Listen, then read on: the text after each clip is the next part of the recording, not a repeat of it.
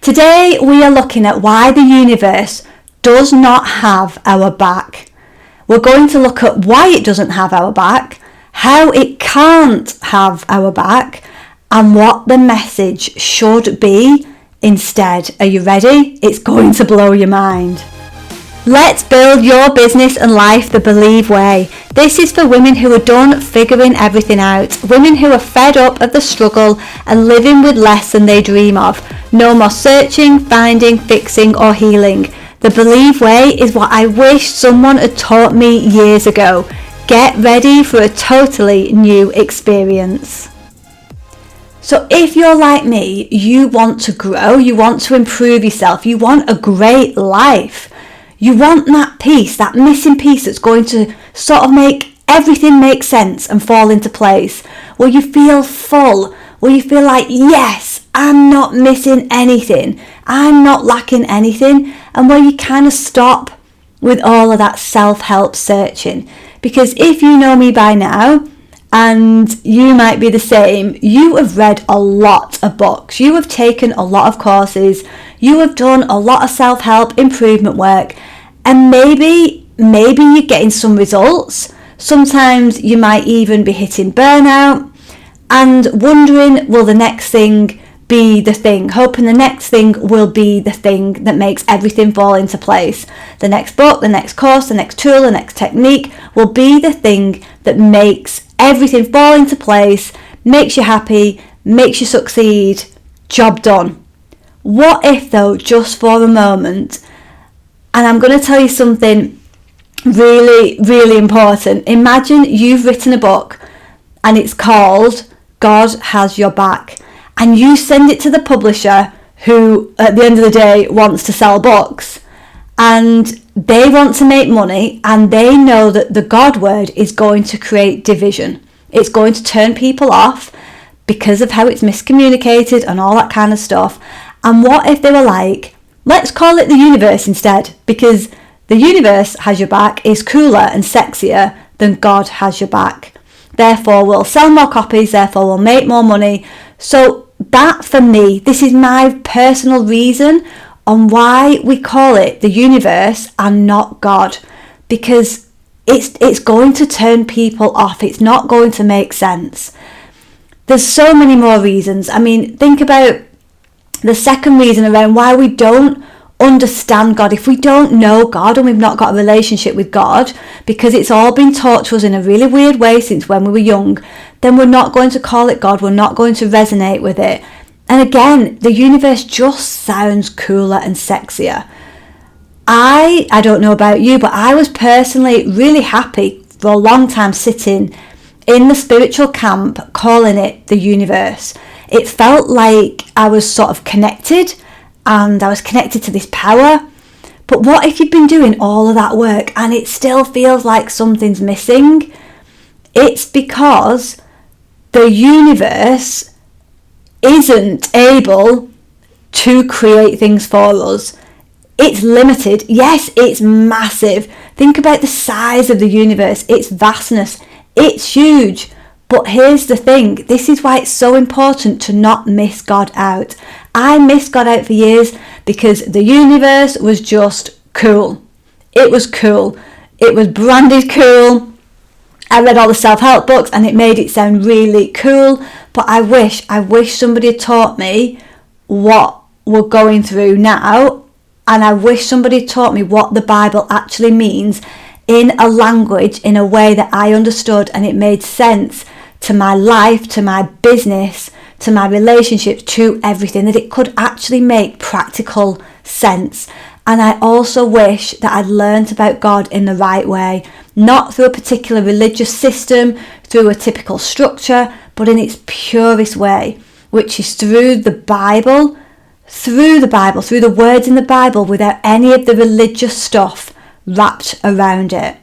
Because this is about your relationship with God, and if we stop at the universe, if we go to the universe, then we're missing God. We're not going to God. And the thing is, we are missing something huge if we stop at the universe. Yes, it's massive, but imagine, have you ever done your vision board, had a dream, done your vision board, and you've written down what you want when you want it. You've got your SMART goals, you've been specific, you've been measurable, you've put what you think is achievable, realistic, and you've got your timestamp on it, right? So therefore, in the self-help world, that means it's going to happen. But I'll tell you a story, and I've said this a few times before, but it's so powerful because it's such a perfect example of what we do. So where I used to have my vision in front of me, it was my vision. It was not God's vision. It was not God's plan for my life. It's what I wanted to have happen, and when. It's what I thought I wanted, and when I wanted it to happen, usually pretty quickly. I never checked in. I never checked in and asked because I didn't know God was an option. I didn't know the benefits of believing in God. It made no sense. It was icky. Because somebody told me to put my vision up there, to work it out, to put a time stamp on it. And it was in 2015, I put up there that I wanted a baby girl. And in 2016, I wanted a boy. So I was specific. I knew it was achievable because of the time scales. And I knew what I wanted, boy and a girl. And in both years, I never asked God. I never, ever asked God. I never went to him to say, is this the plan for my life? Is this what you want? I never even thought about doing that because I was told to make the goals, to make the vision, almost to do it yourself, on your own steam, on your own strength. So that's what I did because that's what I thought I wanted. I wanted to make things happen. So I got my board up there. It was so pretty. And instead of having a boy and a girl in the years that I wanted, I actually had 2 miscarriages instead. One in 2015, one in 2016. It was not God's timing for me to have kids.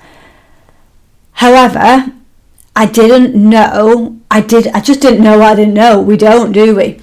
And I thought I nailed it. I thought I nailed the vision thing. And it was a really harsh lesson.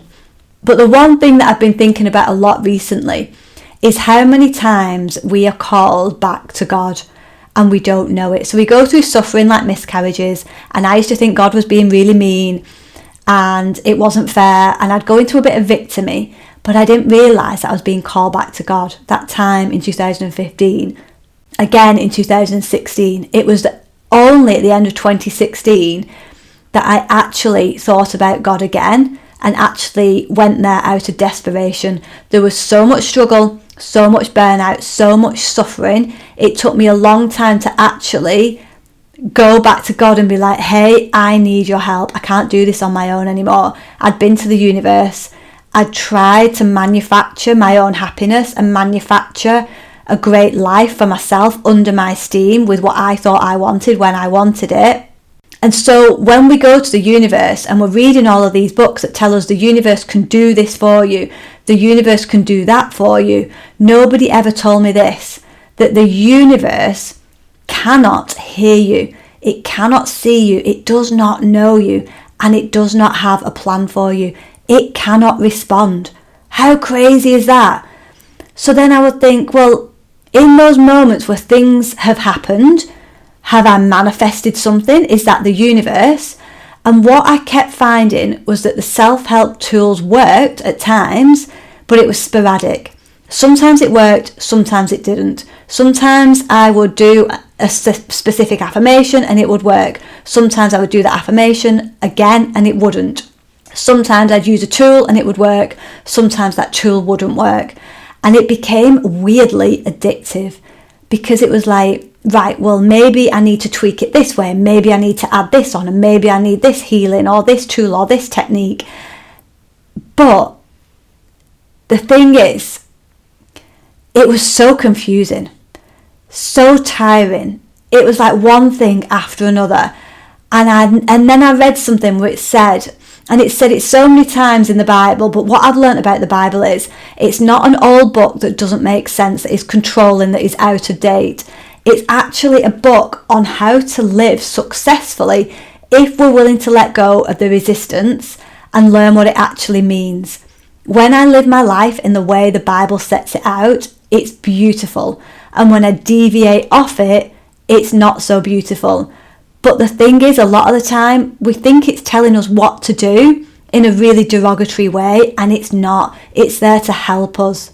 So I kept doing it. I kept going to the moon, to the stars, to everything up there. And I was hoping that I would be given answers from something that hasn't got the power. So then I came across, and it was this statement. And you know when you have like a God moment and you know that God is speaking to you.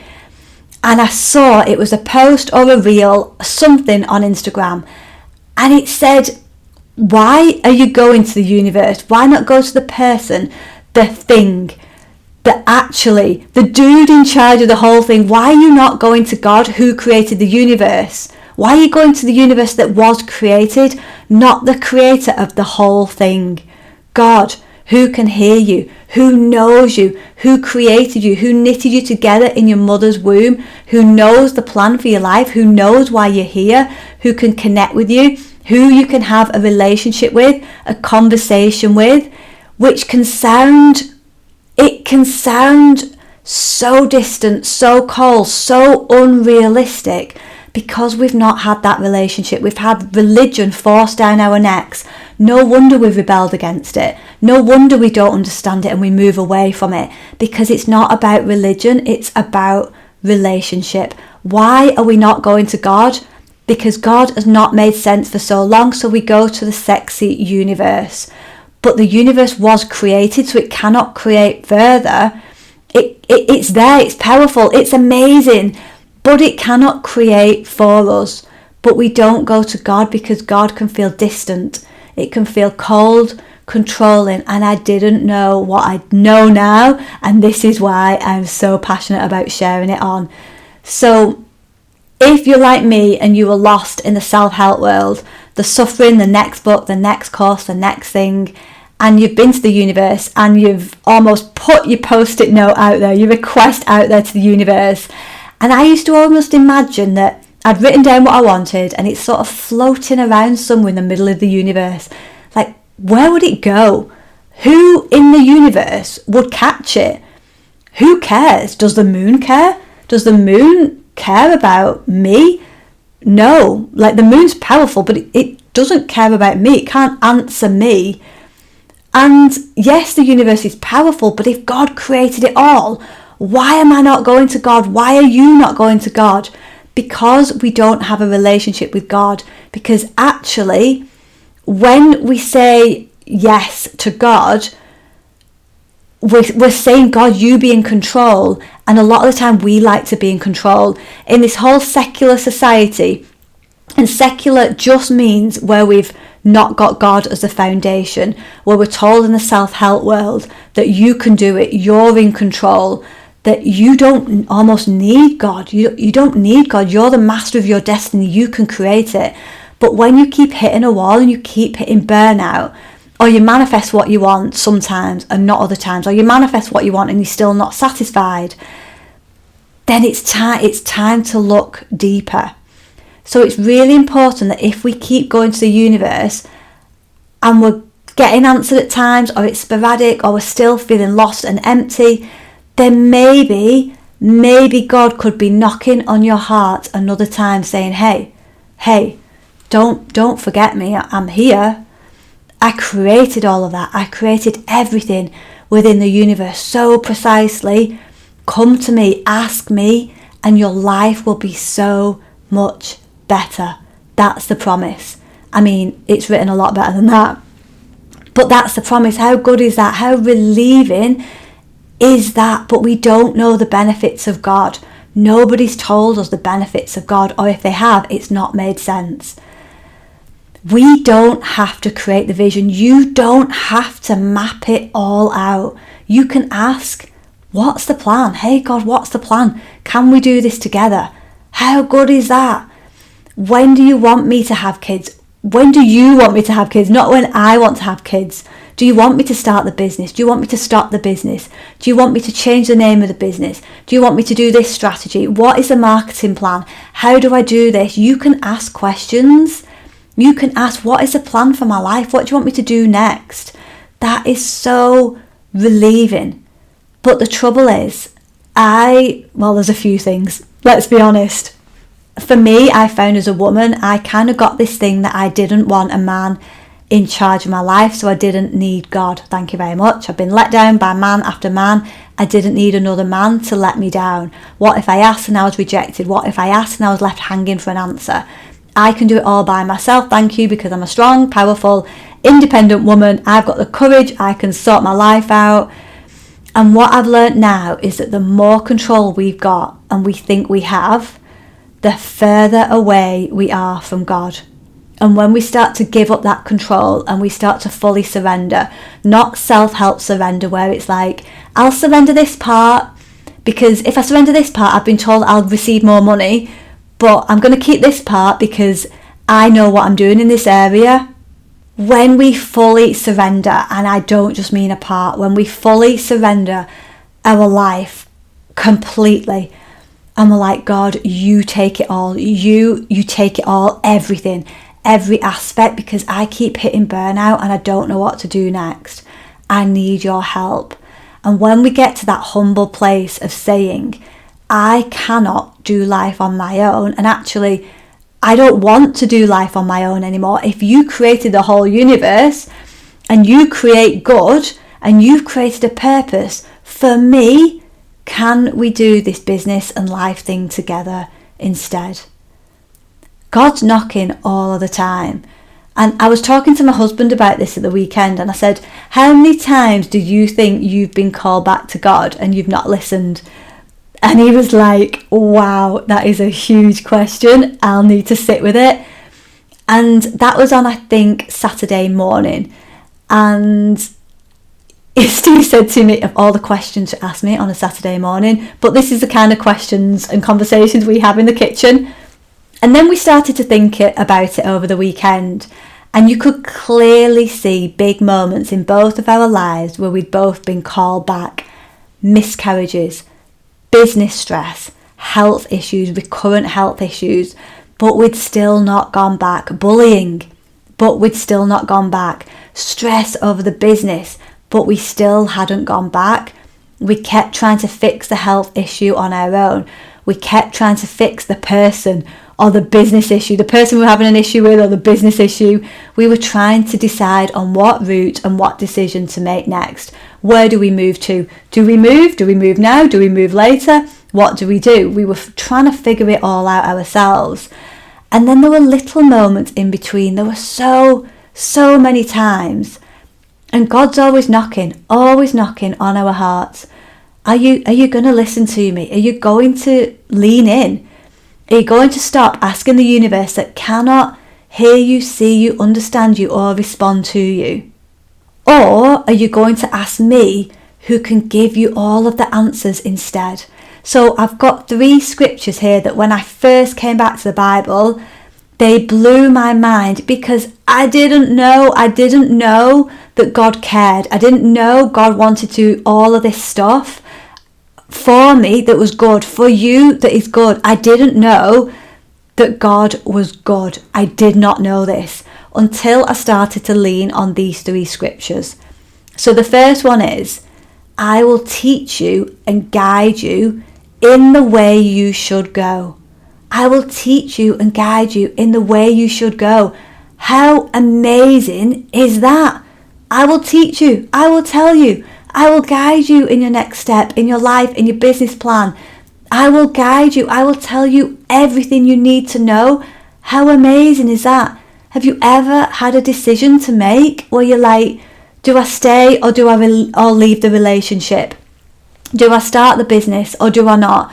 Do I leave the job? Do I do this? Do I do that? Whatever the question is, have you ever been stuck and confused? God's telling us, come to me and I will help you. I will guide you. I will light up the next step. I will make it super, super clear. But I never used to trust that because I wanted the full picture. I wasn't happy just trusting the next step. And I was scared to ask because I didn't think I'd be answered. I didn't know it could be a relationship like this. The second scripture is, call to me and I will answer you. Call to me, not the universe. Call to God, not the universe. Call to me and I will answer you. That's God speaking. Call to me and I will answer you. I won't just leave your request floating around the universe somewhere, hoping that something or someone will pick it up. Call to me and I will answer you and tell you great and unsearchable things you do not know. So anything that you don't know, any answer you need, any direction, any healing. You might need healing. A couple of months ago, I had this tummy ache and I'd had issues with my digestion on and off. And in the past, I was always trying to work it out. I was always trying to work out what I was eating that might be causing it, what things not to eat, what to drink, what tool, what breathing exercise could help. And it kind of all made it worse because I'd become so stressed in my own head. And this tummy ache in August, I knew this theory by the way, but this is why, and I say this to the women in Believe all the time.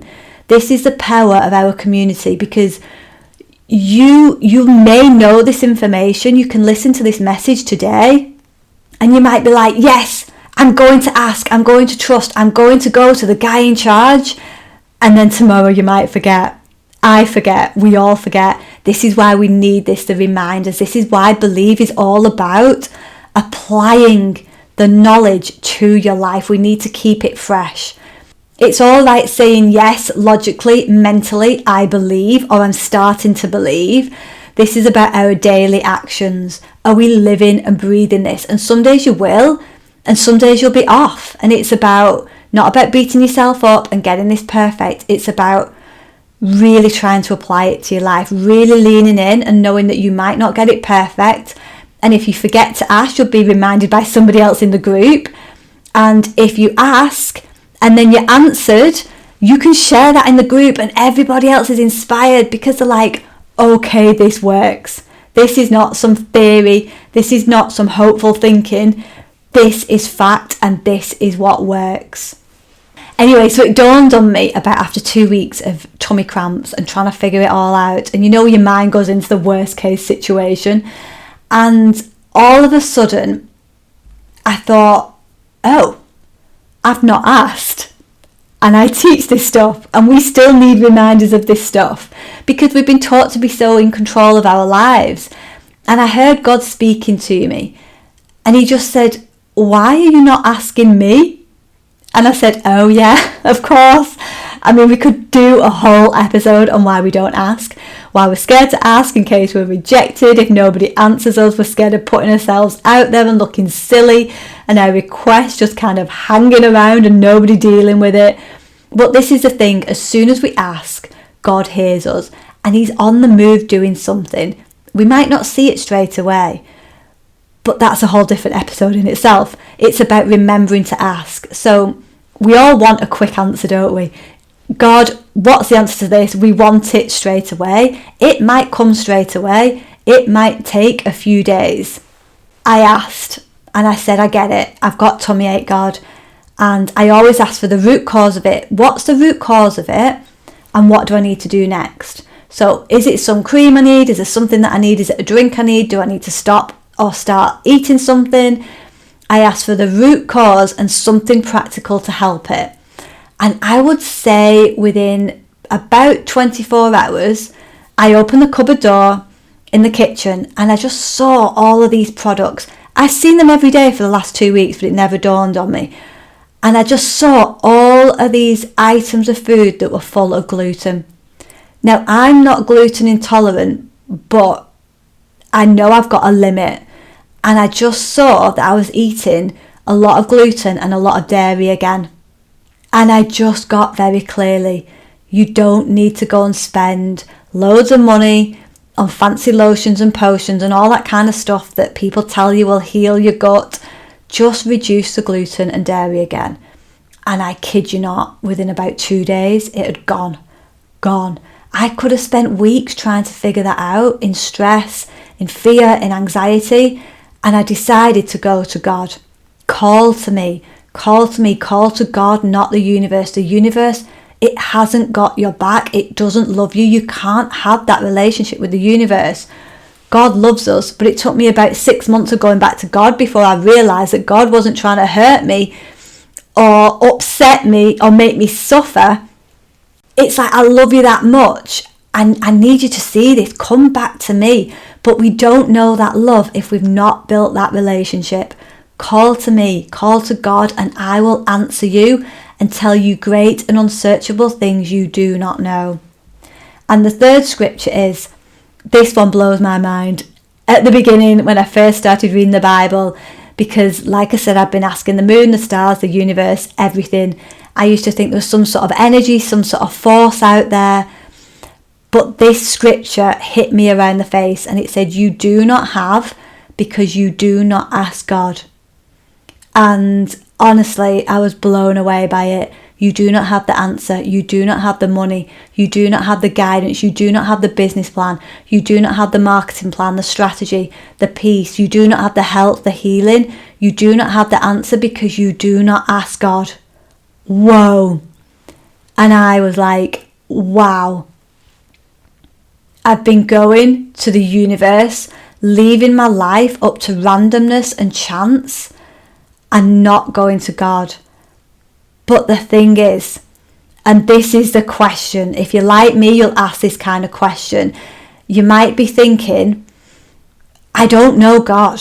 I'm spiritual. And so many women say this to me. I'm spiritual, you know. I believe in something. I believe in the universe, and I sort of believe in an energy and something. I'm reading about this universe stuff. But I just don't understand this God thing. I just don't think I need it. And it's different, yeah. Certain self-help books will kind of have you believe that if you believe in the universe, that you're in the spiritual camp and you're being answered and everything's okay. But there's a vast difference. It's vast. I used to think I was spiritual and a believer, but I was so far off believing it was untrue. I look back and I was way off, so far off. In the spiritual camp, it was so confusing, still trying to figure everything out on my own. And the spiritual camp is very much dipping your toe in. I kind of believe in something, but I don't quite know what it is. I'm going to ask the universe, what's the universe? Again, it's even hard to describe, but the universe is powerful and big and vast, but you've not got a relationship with it. It can't answer you. And have you ever read a star sign and it's like, it kind of makes sense, but you could apply it to anybody, and it's not specific. They're written for everybody. But even if you get one that's specific to you, it's not the same as asking God. It's just not. It's such an experience that blows your mind that when you're answered by God, it's specific to you. It's God speaking to you. It's God, the creator of the whole universe, of everything, is speaking to you. You get to have that experience, and it's mind-blowing. It's mind-blowing. So yeah, the spiritual camp kind of makes you believe in something, but it's very confusing and it never really helps. It helps for a bit, but it never removes stuff. So I used to always have a fear of dying, a fear of death, a fear of illness, a fear of what people think, a fear of everything. And the self-help world never removed it. You know, it was always still there. I was still trying to remove it. And when I asked God for help with it, the healing is insane. It's a different level. And it's only through that complete surrender, because you're so fed up of doing life on your own. You're so fed up of the self-help world and doing and trying to fix things and trying to work things out. And it's that complete surrender where you just let everything go. And it's a relief. And it's, take it all. Take the relationship. Take the business. Take the money. Take everything. But you don't have to be at that point of complete burnout and frustration and desperation. But a lot of the time we're at that point and we're like, God, take it all. Why is it that we go to prayer, we go to God last? We've done everything else, we may as well pray. Go on, we may as well give it a go. Why do we go there last? And I had a conversation recently with somebody and they said, yeah, but all of that stuff you've been through, you kind of had to go through, didn't you, so that you can sort of teach people now? Yes and no. Yes and no, because we can change things at any moment, but we don't, because we don't go to God. So yes, it's helpful that a lot of the stuff I went through can now help other people, but it didn't need to be that way. I didn't need to go through all of that suffering. You don't either. So what if you went to God first? When we're not a believer, we go to coaches, mentors, the moon, the stars, anything, spiritual books, self-help books that miss God out. But we've got to ask ourselves, why do they miss God out? Does the other person who's writing the book know God? Does the author know God? And a lot of the time you see that the self-help books are built on snippets of the Bible, watered down for easy consumption so that we don't offend people by saying the God word. I used to, at the beginning when I was first talking about God, say even to my husband, I'd say like, oh, you know, and I asked God, and I couldn't say the name. There was so much resistance around it. So is it hard for me to talk about God? It used to be.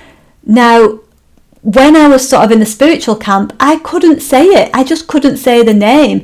But I was believing, but not getting the results, not getting the answers, still being in control, still living in fear, confusion, anxiety, dipping my toe in.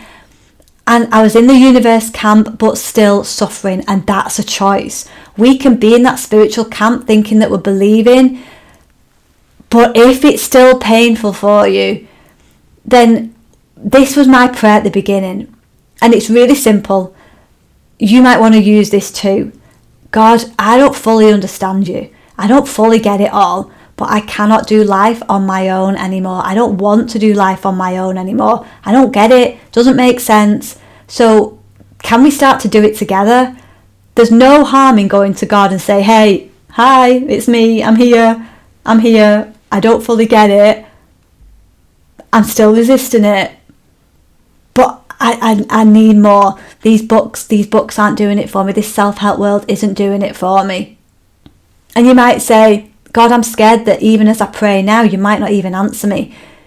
And there might be nobody there. I'm scared to put myself out there. I feel silly.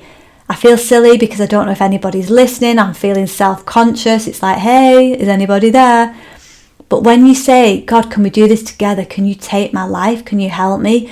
Can you lead, steer and guide me? You take it, God, you take it. And honestly, that's where the power comes from. It's not through self-help.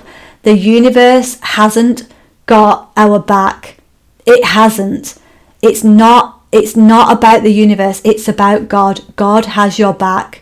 But we have to go to God first. God is knocking all of the time. It's a gentle knock, knock, knock. Are you coming? Are you coming home? Are you going to come back? And we're off in the self-help world. We're in the world. We're figuring it all out. And God's saying there's an easier way. There's a much better way. But you have to believe in me. You have to believe. You can't just think you're in the self-help world, believing in the universe that cannot answer you, that cannot give you the plan, that does not know the plan for your life. You have to come back. You have to believe in me. And sometimes that can feel like control. It's like God's, it could, with the wrapper on it of fear, we can feel like that's control from God.